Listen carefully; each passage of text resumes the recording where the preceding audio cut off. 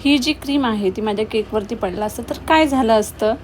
आणि हो, आज मी तुमच्याजवळ 3 डिझाईन शेअर करणार आहे. तर मला नक्की सांगा की तुम्हाला कोणती डिझाईन आवडली. आणि हा होता केक BMW थीममध्ये आणि कस्टमरला मी रेफरन्स पिक्चर पण पाठवलेलं, त्याच्यामधलं त्यांनी सिलेक्ट केला. आणि ही जी क्रीम आहे ना ती खूप पातळ झालेली, त्यामुळे ती खाली लावताना खाली पडली. तर जर केकवरती पडलं असतं तर केक तर मी सेट नव्हता केलेला, तर मी लगेच अरेंज केलं असतं. पण डार्क कलर असल्यामुळे थोडी भीती वाटतेच.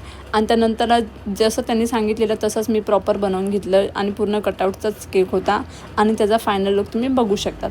आणि त्यानंतर जी सेकंड ऑर्डर होती ती माझी, ह्या ऑर्डरनी तरी मला खूप काही शिकवलं, कारण की ही ऑर्डर मी कॅन्सल करणार होती आणि मला खूप लेट पण आलेली, कारण की कस्टमरला 7:30 वाजता केक हवा होता आणि माझ्याकडे एवढा वेळ नव्हता, कारण की मी 5:30 वाजता जॉबवरून येऊन मला 2 केक रेडी करून डिलिव्हरी करायचे होते. पण कस्टमरला मी कन्व्हिन्स केल्यानंतरला त्यांना बोलले की मी 8पर्यंत देईल. आणि म्हणजे हा केक माझा 7:15लाच रेडी झाला आणि त्यात पाऊस पडला आणि मग मला म्हणजे लेट झालं, कस्टमर लेट आलं घ्यायला आणि माझा केक ऑलरेडी रेडी होता.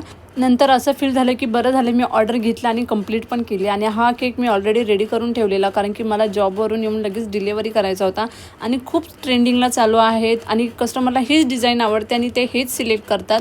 त्यामुळं खूप छान वाटतं आणि उद्या ह्याचा न्यू पॅटर्न तुम्हाला बघायला मिळेल. आणि मग डिलिव्हरी केली. आणि थँक्यू फॉर